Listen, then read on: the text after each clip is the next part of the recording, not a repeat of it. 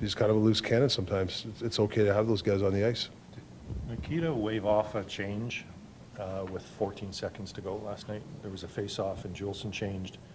He stayed on to the end. I didn't see that. I could see him doing that though, but I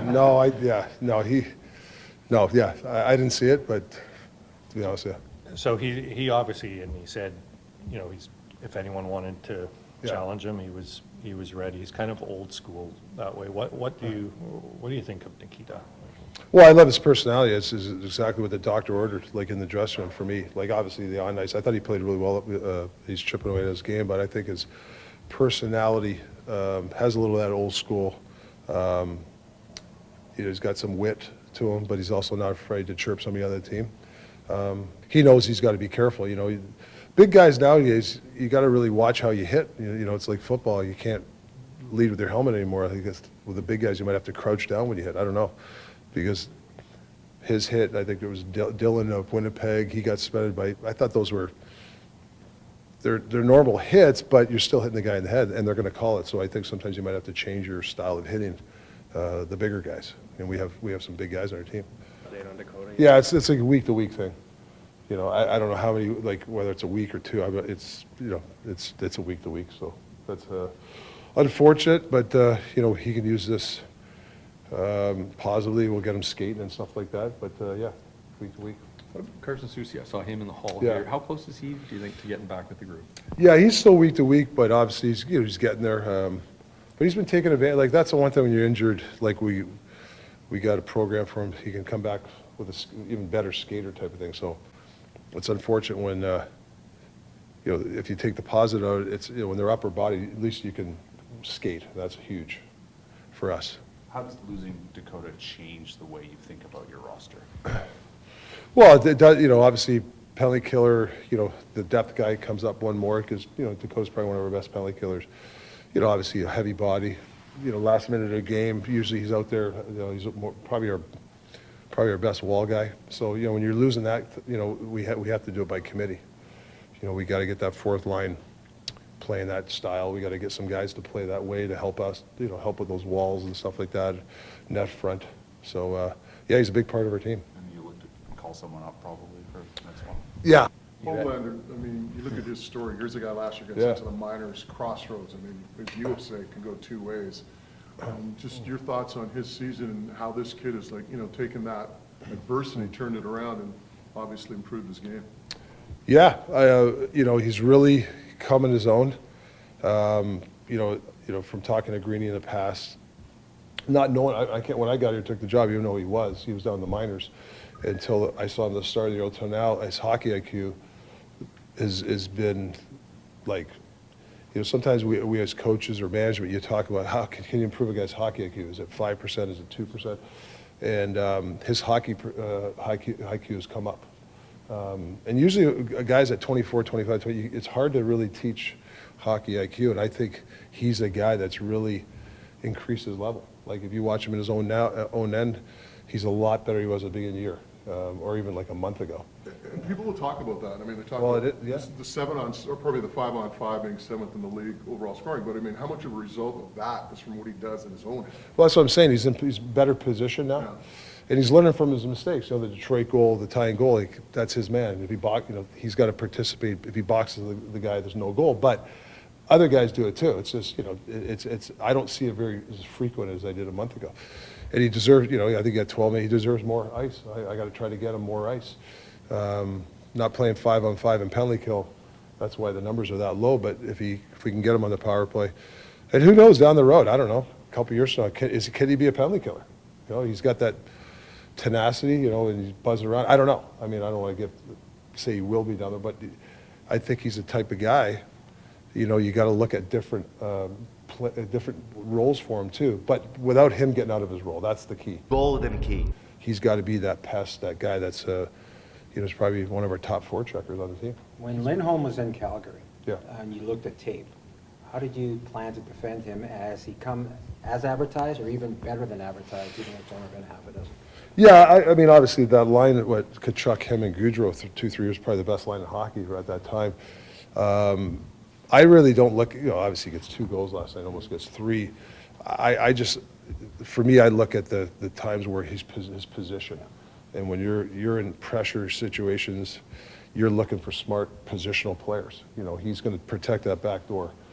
You know, he's going to have a stick in the lane to deflect the puck where instead of it gets on the net, there's a rebound. Or if there's a rebound, he's got his guy. He's not going for the puck. He's getting body position. These are the little things that he does. That's what I look. Now, the goals and assists, yeah, I want those, but it's the other things that really that I look for him. Yeah, you get the block, you get the right hand. The block, shot. the right hand, Face-off was he circle, 12 for heating it up, yeah. 12 for 18? Those are huge. I mean, those are huge possessions instead of losing them, and you know, helps you out in matchups down the road. Just go back to before- Hoglander. oh, Sorry, go just ahead. go back to Hoglander. Yeah, sure. You mentioned last night how good he is in the corners. You talked about Yeah. technique stuff, but I mean, is that technique? Is that strength? I mean, how does he become so adept? At Well, that? it's strength. There's strength, Like, but is it's he tech. stronger than he was at the beginning of the year? You think? No, he came in. He's a strong kid. I mean, he's built low, right? But his technique's way much. He's so like before he was out of control. He'd spin out of play. Now he's got.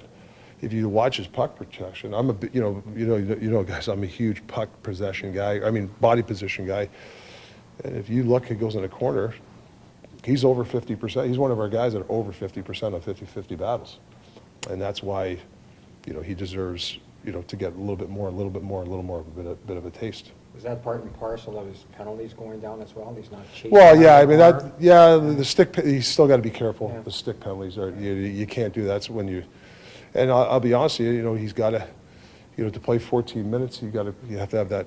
I'm not saying he's out of shape, but, you know, it's I find he gets a little gassed Sure. because his motor runs, so it's a sweet spot. But yeah, no, he's done a really nice job. 17 goals. I mean, the guy's, I don't know, like you guys said, for the limited ice time, it's got to be top in the league. Got to give him credit. Prior to practice, the first unit guys were out there snapping it Yeah. around without coaches. Is that just them taking the onus to try to work themselves out of this little mini funk Yeah, they're in? we had a meeting today, and then they wanted to go out early and do their thing. You know, a little bit, I thought it was a very engaging meeting today, a lot of more voices, but I see a lot of more simple options, simple things. I think we're a little too, this guy does this guy does it. Like, there's not much shooting on this power play. It's more looking for the one shot. And if you do that, I mean, you look at Tampa. I mean, they shoot, and after they shoot, it's attack mode. And I think we did watch the video of Tampa today, and I think it energized the guys. We got some good, that's a hell of a, I mean, it's been a good power play for the last 5-6 years. So you don't want to tinker too much, but I'm a big power play guy when the pressure's on. You know, it's 2, 6 minutes left. That's when you want to score. I don't really. You're up 5-1. You get those 2 power play goals. Yeah, it helps the percentage. I want the percentage where under pressure, and I think that's what we're looking for this team, this group to do. Your first look at Winnipeg this season, Yeah. obviously they give up next to nothing. Yeah. Stingiest team in the National Hockey League. Yeah. Do you have to come in with a grind mindset, or do you guys think that the way you play, it's more about dictating and doing what you Well, do? we want to push the pace, but we know there might not be a lot for the first 30 minutes, and you know, you've heard me say this. We're antsy. We can't get antsy. You can't all of a sudden. Sometimes we get antsy. Sometimes we try to make a play that's not there, and then we get those 3-on-1s the other way. We might have to be comfortable winning 2-1 hockey game. They're not scared to win 2-1. And I find this year we've been in that mode too, where we've played some tight games and we were fine with it. So yeah, I don't think there's gonna be a lot of room up there, and you might as well get used to it because it's going to be like that down the road too. You always talk about buy-in, but it seems to me that Bones has it to the 10th degree there, right? How much of it is Yeah, but coaching? yeah, Bones is, you know, he's a hell of a coach. I was with him down at the All-Star game. You know, he's enjoying his, you know, he was the most coached most games in the NHL history. You can tell he's enjoying himself. You know, he's not, and I know the way Bonesy plays D-zone coverage. There's not a lot of room, and you got to be ready because they double up really quick on you. It's been a little bit chaotic the last couple days for Jet Wu, but what have you noticed about his since he's come in here? Yeah, you know what? It's just the practice pace and, you know, him learning some of our technology. Jeremy Colton, we basically have the same kind of system pretty well. They tweak, you know, they're a little bit different, but for me, it's just the pace, how to, you know, one-on-one against a J.T. Miller or Pedersen. Those are the reps he needs for his development. What is the big difference you've seen maybe from training camp to now in his play? Not as reckless D-zone coverage. Like I was watching him in some of the kind of more calmer. You know, I thought he was running around a little bit too, and that's what young guys do. They run around, and I think he reads the I guess the system or you know, the reads of the play a little bit better. And I think that's just from a lot of reps down in the minors. He said he had you and Gonch on a 2-on-1 in practice. He stopped you. Is that accurate? I don't know, but yeah, maybe me, not Gonch. I think Gonch went on. Yeah. Is that what he said? Yeah. Yeah, we did. We actually did. We were in Chicago, all three of us. Yeah. Yeah, but we're at a snail's pace. Yeah, right. I mean, I hope you did. Would you have hit the greenie like see if you'd scored? No.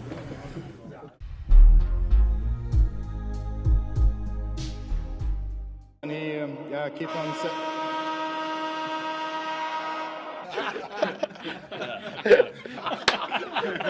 Seems like I think you don't have to spit all these.